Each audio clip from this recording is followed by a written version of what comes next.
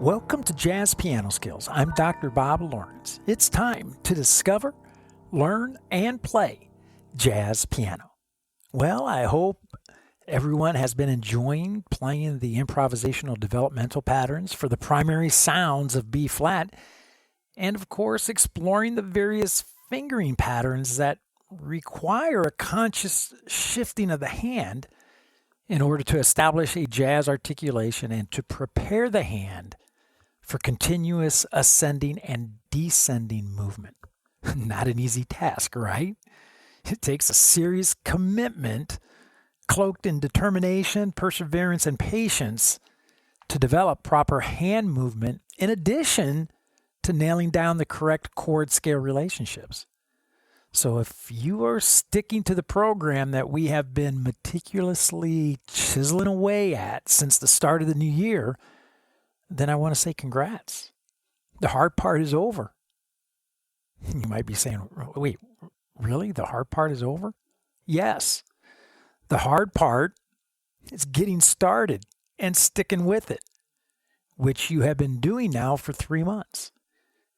It's now an integral part of your practice routine, which is what needs to happen to have success with this essential jazz piano skill. And today we take another huge step and tackle the altered dominant sounds for B flat, sharp 11, the flat 13, flat 9, flat 13, and the fully altered sound, flat 9, sharp 9, flat 5, sharp 5.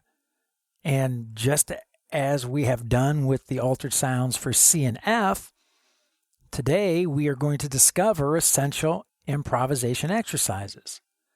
We're going to learn developmental arpeggio and scale patterns of B-flat altered sounds. And we are going to play 5 arpeggio and 5 scale patterns for the B-flat dominant altered sounds of music, for the dominant sharp 11, the dominant flat 13, dominant flat 9, flat 13, and the dominant fully altered sound, which is the flat 9, sharp 9, flat 5, sharp 5. So, as I always like to say, regardless of where you are in your jazz journey, a beginner, an intermediate player, an advanced player, or even if you're a seasoned and experienced professional, you're going to find this Jazz Piano Skills podcast lesson exploring jazz improvisation exercises for the B-flat altered sounds to be very beneficial.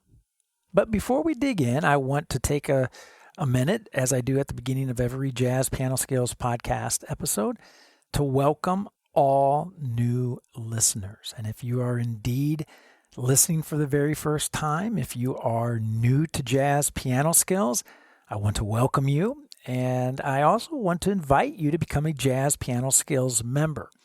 There are various membership plans to choose from. So check out JazzPianoSkills.com to learn more about all the perks of each membership plan. There are incredible educational resources and services and materials to take advantage of.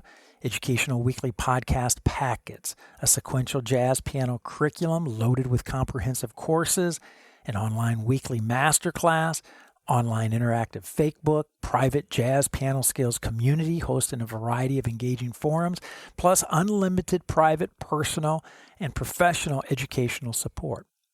All of these resources are waiting to help you discover, learn, and play jazz piano. So take a minute, check it all out at JazzPianoSkills.com and become a member. All right, let's get to our question of the week. And like last week's question that dealt with the 7th mode of the harmonic minor for the diminished sound, this week's question has been asked multiple times as well by many Jazz Piano Skills members. The question is this: I find the altered dominant scale difficult. Right, we all do. Right, I find the altered dominant scale difficult. What is the best way to determine this scale for all 12 dominant chords? When I try to spell the scale, I get confused and unable to, with any degree of confidence, determine the correct notes that I should play. What is the best way to learn this scale on paper and on the piano? Wow. Such a great question.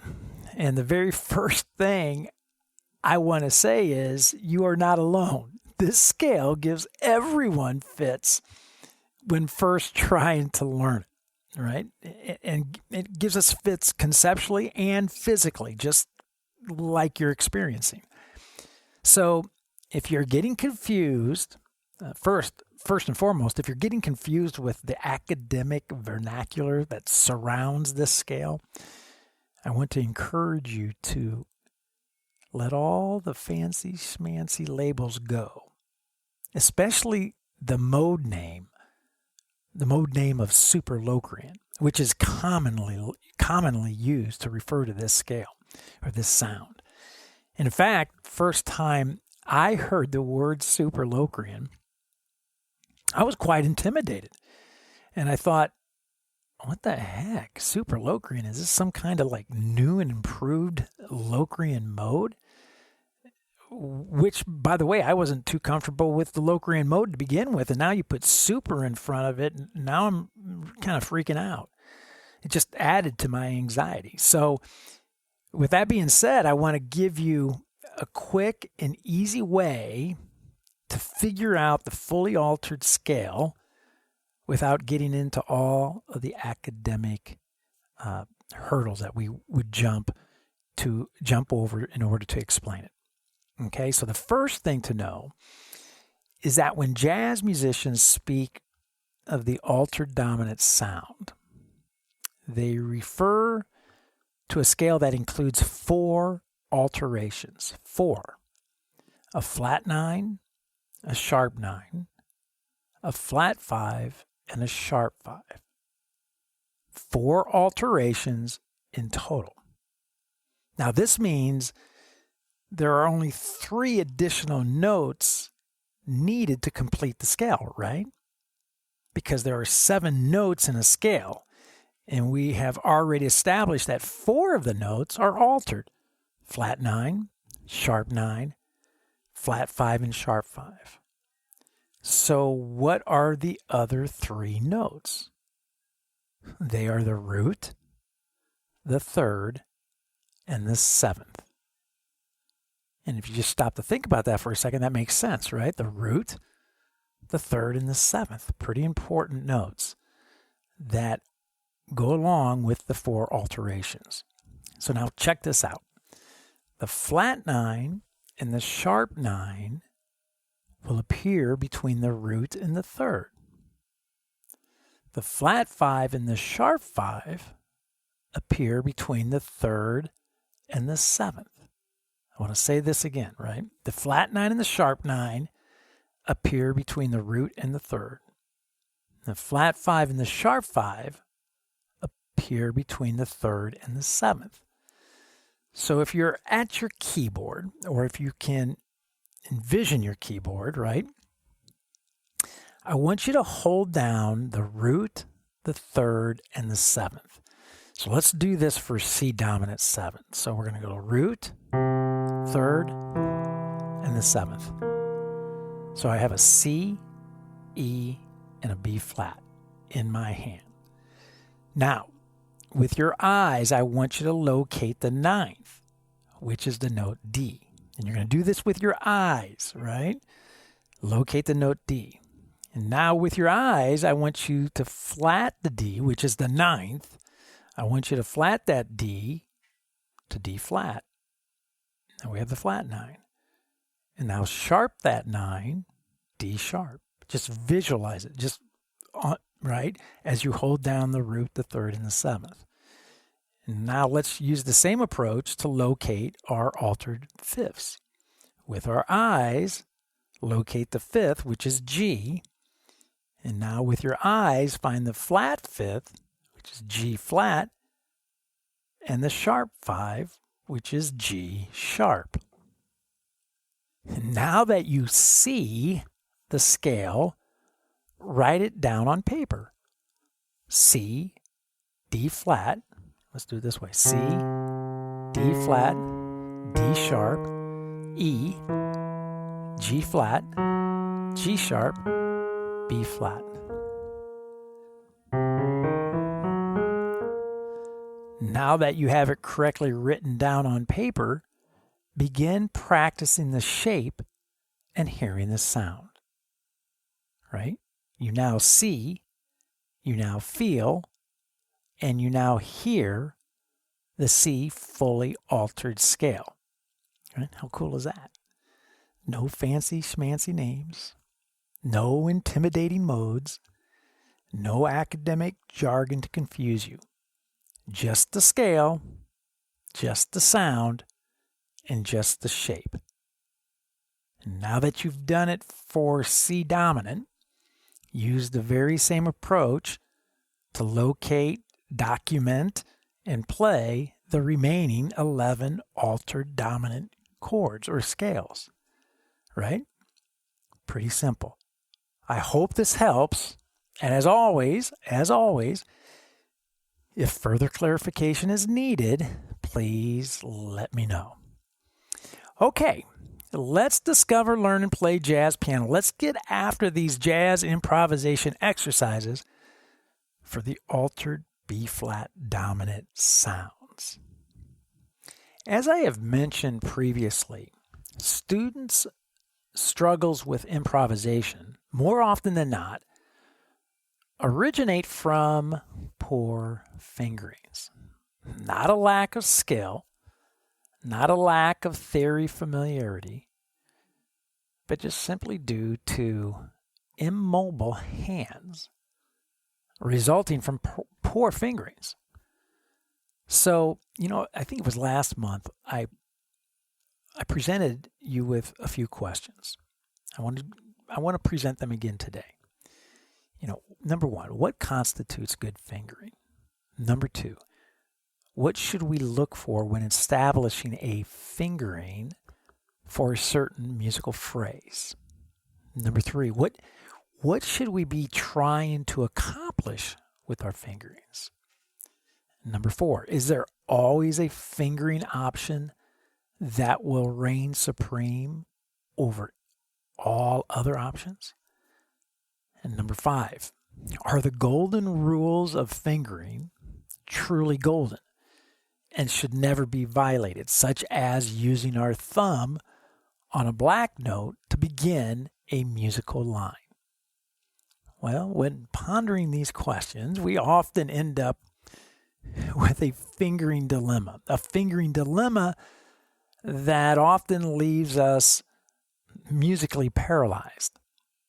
The whole point of our journey this year, that we started back in January, the whole point of our journey is to establish definitive answers for these types of questions, but to circumvent any type of fingering dilemma. Okay? In other words, we need to establish a simplistic approach to fingering, right? And in doing so, establish mobility for our right hand. That's what we're focusing on primarily, right? Our right hand. I think this sounds good, right? Because deep down, you know it, and I know it, that if you can get your right hand to easily move around on the keyboard, you'll be able to play the tunes you love and embellish them with melodic improvisation. You'll be able to play jazz. And again, this is the entire point, the entire objective of this entire year, to simplify our fingering approach, to establish a fingering conviction, if you will, that will allow you to begin successfully practicing and establishing fingerings for all 60 chords using typical jazz patterns, right? And in doing so, solidify, really, it's a fingering muscle memory that ultimately frees us up when playing so that we can actually think about musical expression, musical emotion, musical articulation, and musical creativity. So to begin this fingering liberation, I want to begin paying very close attention. I want you to begin paying very close attention to playing all musical patterns using an intentional hand shift, right? So regardless of the altered sounds, the sharp 11, the flat 13, flat 9, flat 13, the fully altered flat 9, sharp 9, flat 5, sharp 5 sound, right? And all the modifications needing to be applied to the patterns to reflect these alterations, intentional hand shifts will be utilized, right? Now, it's interesting because you'll look at these patterns that we are about to explore, and you might look at these patterns and look at some of these fingerings with the intentional hand shifts built in, and you'll think, man, this is kind of a crazy fingering. I think it would be better to finger it another way. But you have to keep in mind these fingerings, these patterns are not standalone, complete musical ideas. In other words, they're coming from somewhere and they're going somewhere. And so our fingerings should be so that it allows us to continue forward with our musical thought beyond the pattern that we're playing, right? So what we're really doing is not so much about learning the pattern, it's about actually focusing on our hand mobility, the hand shifts. It's not about the pattern. Sometimes if we get focused on the pattern, we don't want the pattern leading our fingering right now, right? We're actually using the pattern to develop our fingering. Does that make sense? I hope so, right? In other words, fingering is our primary focus, not the pattern, okay? All right, so with all that being said, let's get down to business. The educational agenda for today is as follows. Number 1, we are going to explore jazz improvisation exercises for B-flat altered sounds. Number 2, we will play essential B-flat altered arpeggio patterns that you need to discover, learn, and play from the root to the 13th of the sound. And we will be using a root, 3rd, 5th, and 7th entry.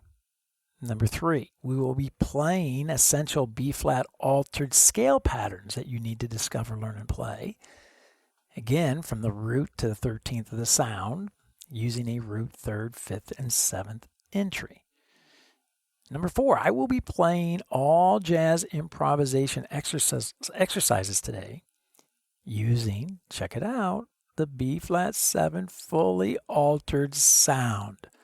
So yes, we're going to attack that fully altered sound.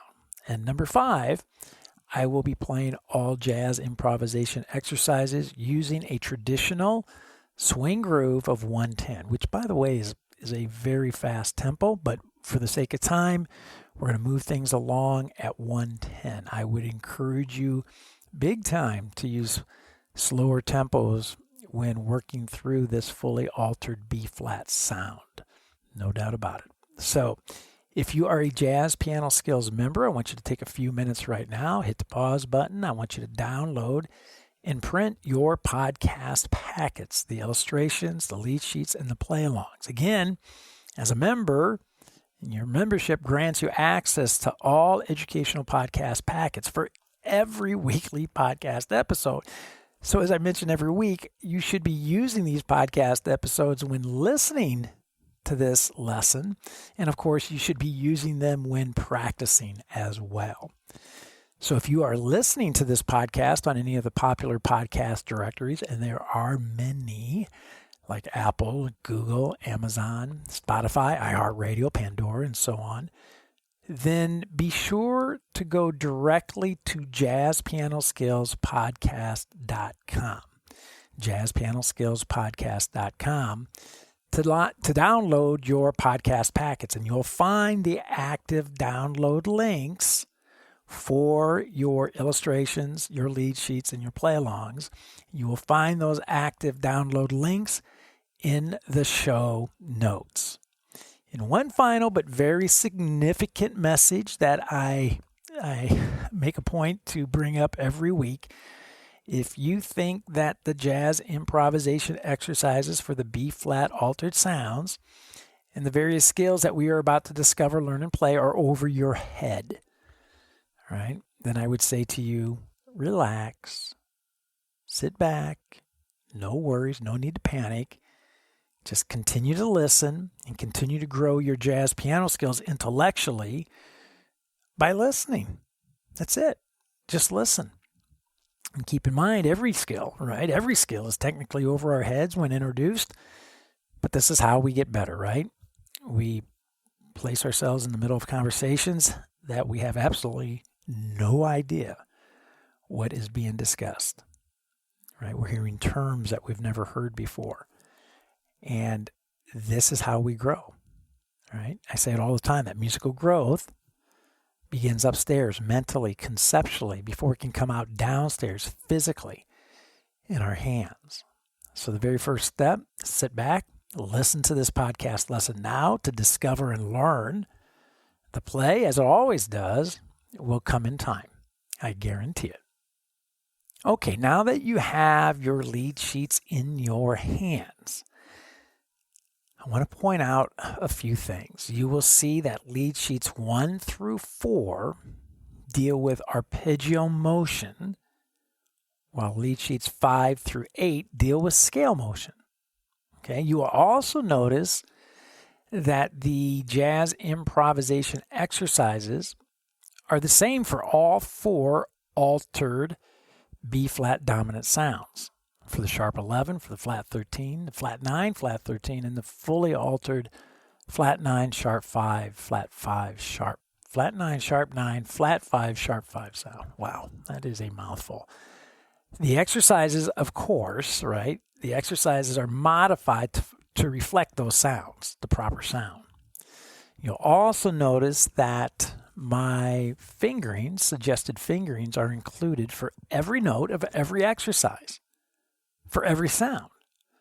Now, of course, you can modify the fingerings slightly, but as I remind you every week, be careful, right? Remember, the fingerings are what allow you to play with a proper jazz articulation. So you may be inclined to change the fingerings because you think it feels more comfortable or that it's easier. And your easier may actually end up making it harder. But keep in mind, with any modification that you make, the whole point here is that we are working on the mobility of the hand shifting. So your fingerings have to include in the pattern, somewhere in the pattern, if not twice, at least once, a hand shift, right? We have to have at least one hand shift happening in each pattern. So just be careful if you make any modifications. Okay, I want you to grab, we don't have time to play through all the altered sounds today. And as I mentioned earlier, I'm going to be focusing on the fully altered sound, the flat 9, sharp 5, flat 5, sharp 5. Did I say that right again? I can't remember which one's flat 9, sharp 9, flat 5, sharp 5. Wow. Okay, so grab lead sheet 4, grab lead sheet 8. Lead sheet 4 deals with arpeggio movement through the fully altered sound. Lead sheet 8 deals with scale motion, scale movement through the fully altered sound. Okay, I'm going to model everything today using lead sheet 4 and lead sheet 8 with the fully altered sound. Of course, your job is to apply the same approach to the remaining lead sheets that are dealing with the sharp 11, the flat 13, and the flat 9, flat 13 sound. Flat 9, flat 13, right? Again, arpeggio motion and scale motion for each sound, okay? And the fingerings notated for each pattern for each sound as well. Okay, so we have lead sheet 4 and we have lead sheet 8 pulled out of our lead sheet packet. So we're going to start with lead sheet 4, dealing with the altered arpeggio patterns, fully altered arpeggio patterns. Okay, so the very first thing I want to say before we jump into playing these arpeggio patterns for the fully altered sound and the scale patterns for the fully altered sound, I want to stress that we're dealing with the fully altered sound. I mean, we have 4 alterations within this sound: the flat 9, sharp 9, flat 5, sharp 5. Now, alterations create tension. That's what alterations do. They create tension. And here we are today going to isolate this tension. We're going to take this B flat dominant sound and we're going to isolate this fully altered dominant sound with the flat 9, sharp 9, flat 5, sharp 5. In other words, we're going to isolate the tension.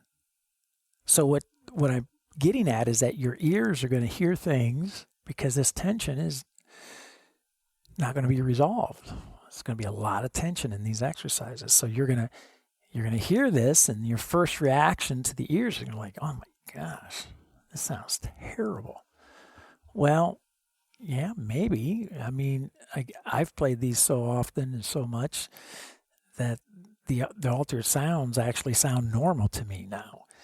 And hopefully that will happen for you as well as you work on these patterns.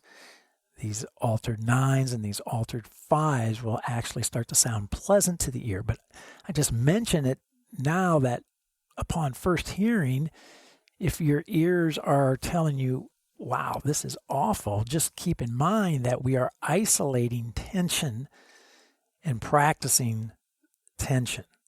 Okay? So, all right.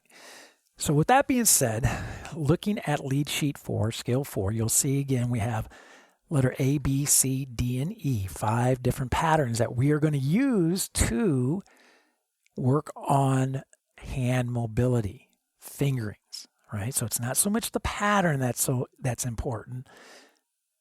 It's the fingering and the mobility of our hand that is the focal point, okay? So you'll see letter A, I have a simple arpeggio from the root to the 7th, and then from the 3rd to the 9th, 5th to the 11th, 7th to the 13th. Now, with the fully altered sound, it's going to be some modifications need to be made here, right? So letter A, if you take a look at that B flat dominant arpeggio, we have a 5th in the arpeggio, so we're going to have to alter it. I decided to go with a sharp 5. Okay, so you're going to hear a B flat, a D, F sharp, see, tension, A flat. So that arpeggio is modified to reflect an altered 5. So you'll see that there's an altered 9 in the second arpeggio. We have an altered 5 and 9 in the third arpeggio with the 5th entry. And then we have an altered 9 and an altered 5 in the fourth arpeggio. So I'm going to play each arpeggio 4 times before moving on to the next arpeggio. Okay, so let's bring the ensemble in. Let's listen to letter A. Simple arpeggio with a root entry, a 3rd entry, an altered 5th entry, and a 7th entry. Okay, so let's check it out. Here we go.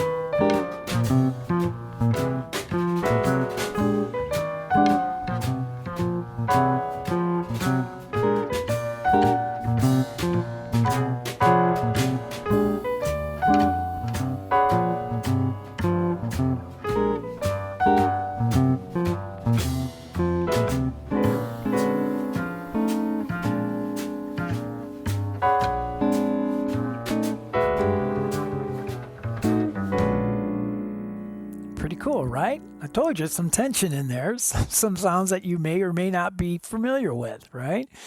But again, keep in mind, we're dealing with the fully altered dominant sound, 4 alterations.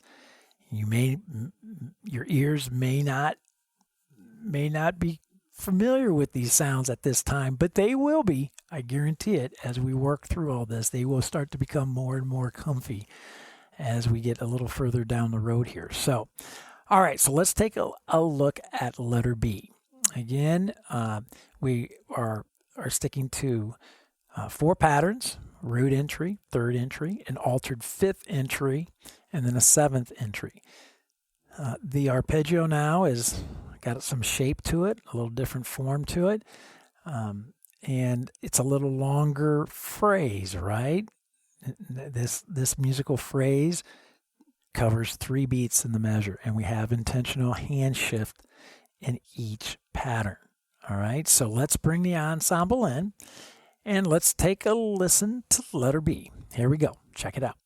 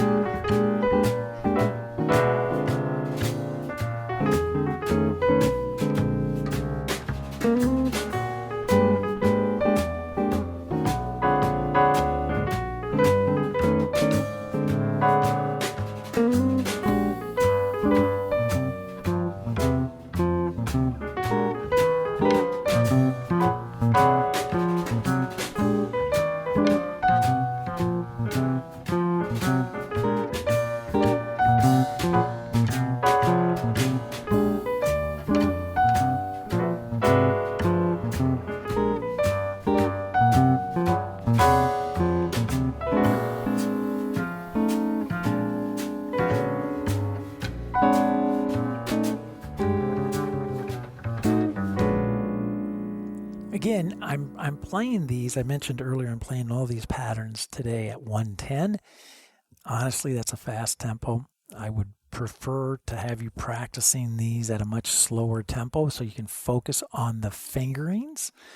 And of course, you can focus on the notes of the scale of the sound that we are utilizing when playing these patterns, right? So by all means, slow it down, 65, 70, 75. I'm playing at 110 because of the sake of time. All right, so let's look at letter C. Letter C, notice I mentioned earlier about, the golden rules of fingering, and one of the golden rules is that you should never start a musical phrase or idea with your thumb on a black note. That's not always the case, right? And I would recommend here in letter C, you can see right away I'm starting that very first melodic motif, this melodic pattern that starts on a B flat. Look at my fingering that I have notated there. I have you starting with the thumb, okay? And then on the altered 5, I have an F sharp in there as the altered 5, a sharp 5, and I have you starting with the thumb. On the 4th pattern, which starts on the 7th, which is the A flat, I have you starting with the thumb. So 3 out of these 4 patterns are starting on a black note, and I am suggesting that you utilize the thumb to work on this hand shift of 1-4 to 1-4 or a 1-3 to 1-4, right, to get used to that motion. So let's bring the ensemble in and let's check out letter C, see what we think. Here we go.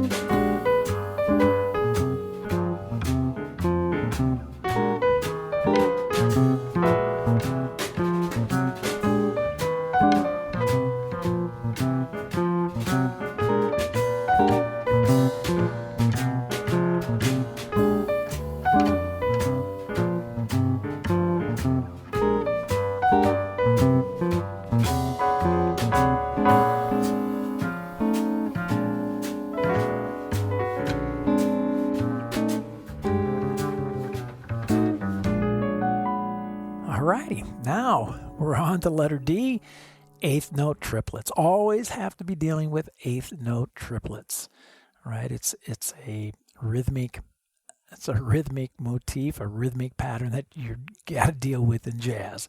So of course it's going to be part of our vocabulary that we utilize in helping us with our fingering development and hand mobility. So letter D, we have eighth note triplet on count 1, count 2, count 3 of each pattern, right? The pattern starting off of the 1, pattern starting off of the 3, pattern off the sharp 5, and pattern off the 7. All dealing with triplets. A lot of tension in these patterns, of course, because we're dealing with a lot of the altered sounds, the altered 5s and the altered 9s. Pay careful attention to the fingerings, and here we go. Let's check this out. Letter D.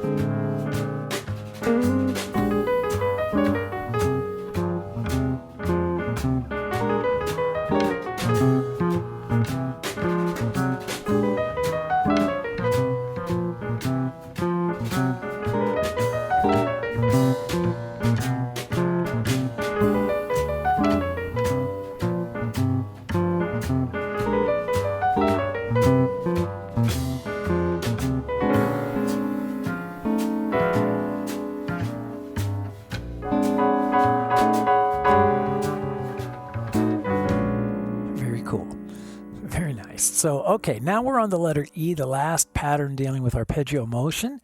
We're back to eighth notes all the way through the entire pattern, but notice the length of the idea now. The musical idea extends across the bar line into the second measure, for count 1 of the second measure. So once again, we have a root entry, a third entry, a sharp 5 entry, and a 7 entry. And once again, pay attention to the fingering and the hand shifts.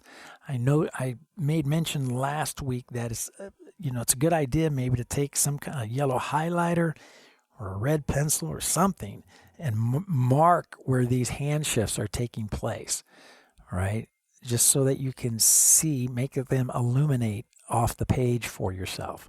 I find that to be very, very helpful. And I do that same kind of technique when I'm doing transcriptions and I'm playing through transcriptions.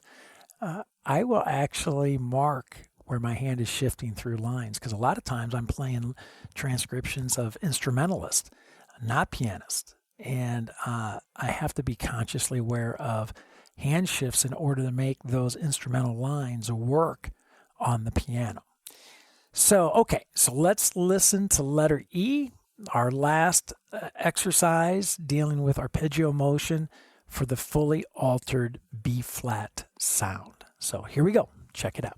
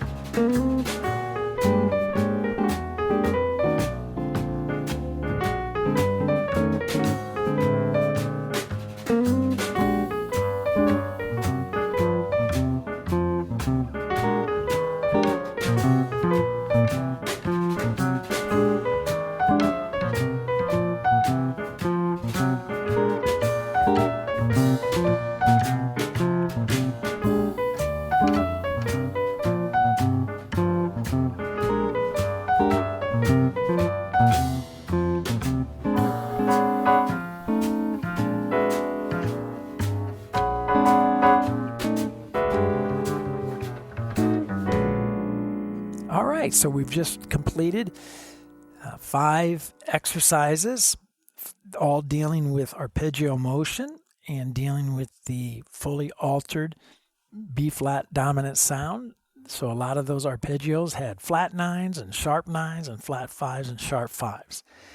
Well, guess what? The scale patterns are going to utilize the exact same approach. We have 5 patterns for each sound. Scale 8 is what we're looking at right now, which is the fully altered sound.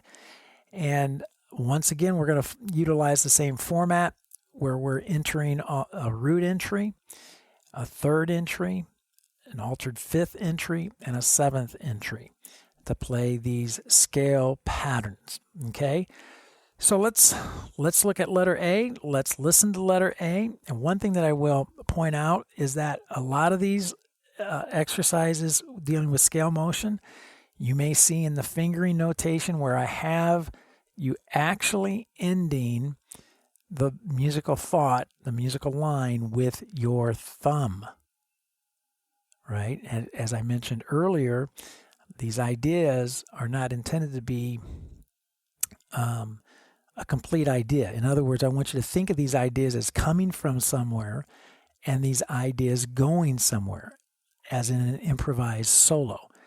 So when I have the hand shifting to the 1 on the last note of these patterns, it's because it's preparing the hand for continued movement, okay? So do not let that shock you. That's not a typo. I have it where we end on 1. All right, so let's bring the ensemble in. Let's check out letter A. Here we go.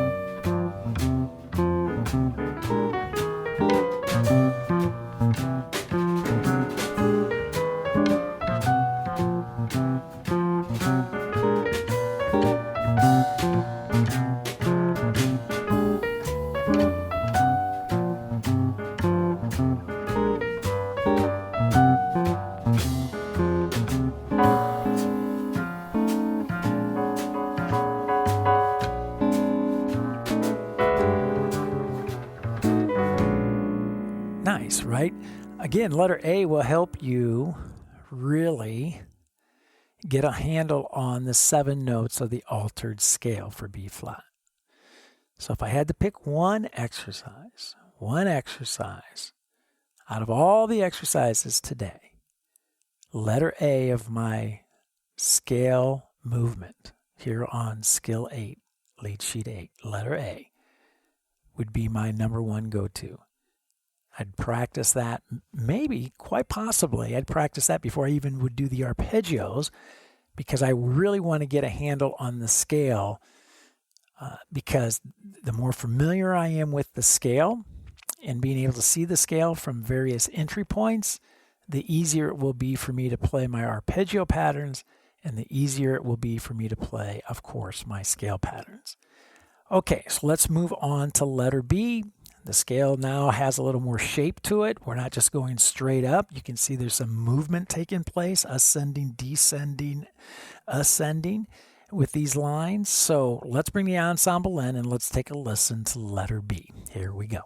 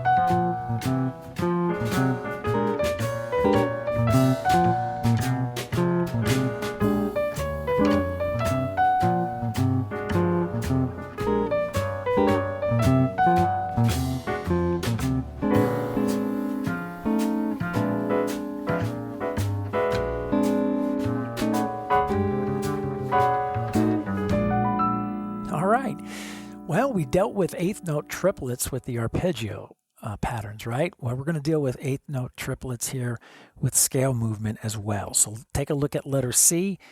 We have an eighth note triplet on counts 1, 2, 3, and 4 through the entire measure, and then crossing the bar line to count 1 of measure 2.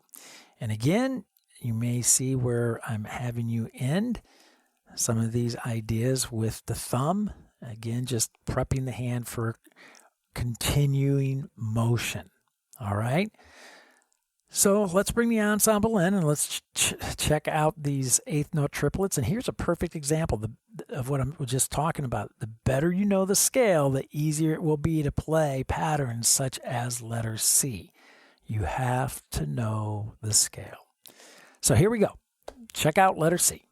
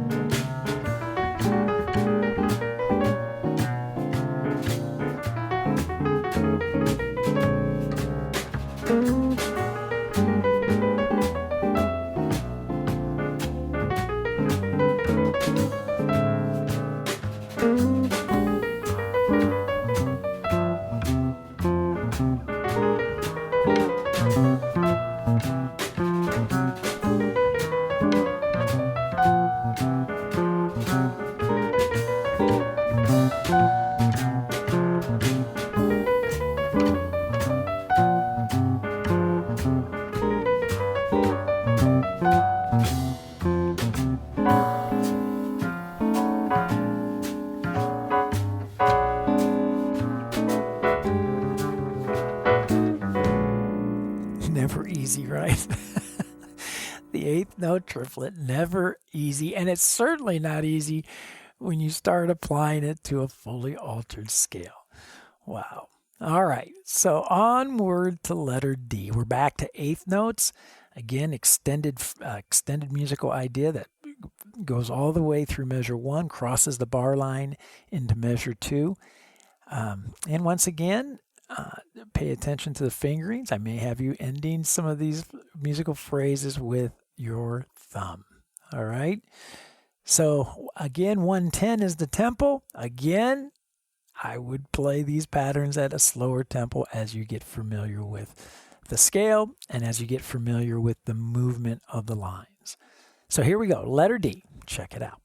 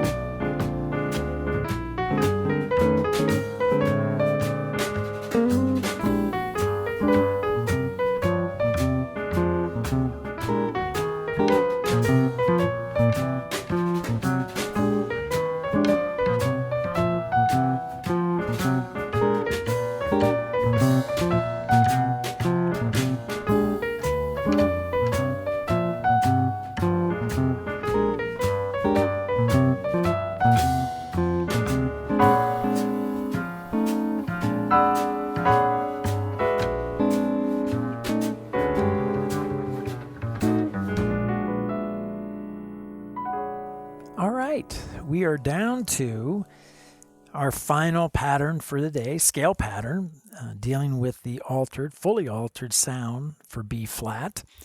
And again, straight eighth note movement. I mentioned this last week too. I used a groove with a straight eighth feel as opposed to a swing eighth feel. Even though I'm doing everything today with a swing eighth feel, I would encourage you, if you're using some backing tracks at home or you have some kind of application that creates a backing track for you, feel free to use a straight eighth groove as you learn these exercises and these work through the fingerings. Then you can switch it over to a traditional jazz swing groove like I'm using here today. So letter E is our last pattern. It's got eighth notes again that move through the entire measure, crosses over the bar line into measure one, into the second measure, counts 1 and 2. Again, some tricky fingerings to pay attention to. And again, I may be ending some of these lines with the thumb, so do not be surprised. Again, ending with the thumb because I'm treating these lines as a fragment of a longer line as in an improvised solo. Okay? So let's bring the ensemble in. Let's check out our last pattern for today, letter E. Here we go.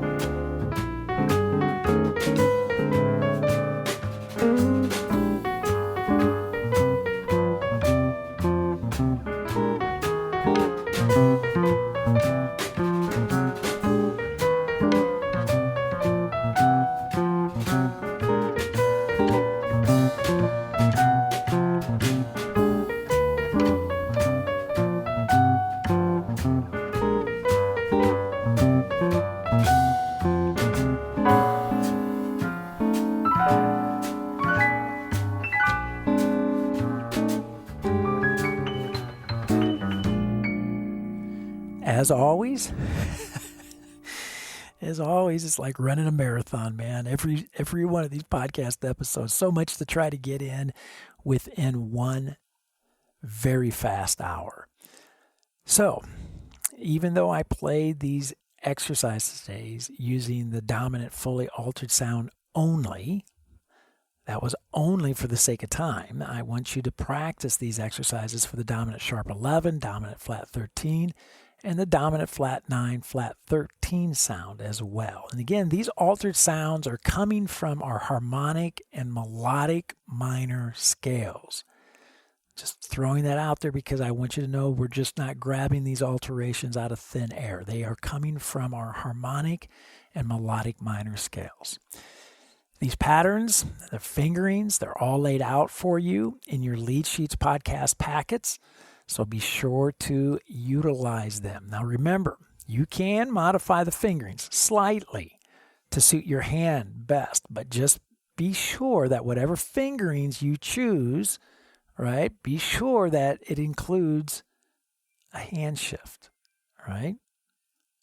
You want a hand shift and you want fingerings that allow you to play with a proper jazz articulation through the entire sound, right? Not just launching from the root, but also being able to play with the same type of articulation launching from the third, launching from the fifth, and launching from the seventh, right? Remember that each musical phrase's articulation, regardless of that entry point, should sound the same. Now, without doubt, you have a ton to tackle this week, a ton to practice. So use your time wisely. Next week, we explore another tune, and probably be a bebop tune because there's no genre better than bebop, right? For examining our fingerings, right? Bebop heads are challenging. So that's probably what we will be dealing with again next week is some tune out of the bebop library, okay? I want to encourage all Jazz Piano Skills members out there. Again, use your podcast packets, your illustrations, your lead sheets, and your play-alongs to guide you as you study and practice. Right? These are educational tools that will help you gain a mastery of the jazz piano skills conceptually, physically, and of course, musically. And always, always, always be patient. Developing mature professional jazz piano skills takes time.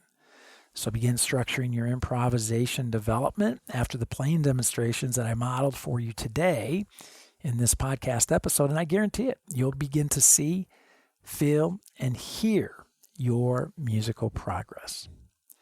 Well, I hope you have found this Jazz Piano Skills podcast lesson exploring jazz improvisation exercises for B-flat fully altered sounds. I hope you have found it to be insightful and beneficial. And don't forget, if you are a Jazz Piano Skills Ensemble member, I'll see you online Thursday evening at the Jazz Piano Skills Masterclass. That's 8 p.m. Central Time to discuss this podcast episode lesson, exploring jazz improvisation exercises for B-flat altered sounds in greater detail, and of course, to answer any questions that you may have about the study of jazz in general. You can reach me if you have any questions, of course. You can reach me by phone, 972-380-8050. My extension here at the Dallas School of Music is 211. You can reach me by email. That's Dr. Lawrence, drlawrence at jazzpianoskills.com. Or you can use the nifty little SpeakPipe widget that is found throughout the entire Jazz Piano Skills website. Well, there is my cue. That's it for now. And until next week, enjoy the jazz improvisation exercises for the B-flat altered sounds. And most of all, have fun as you discover, learn, and play jazz piano.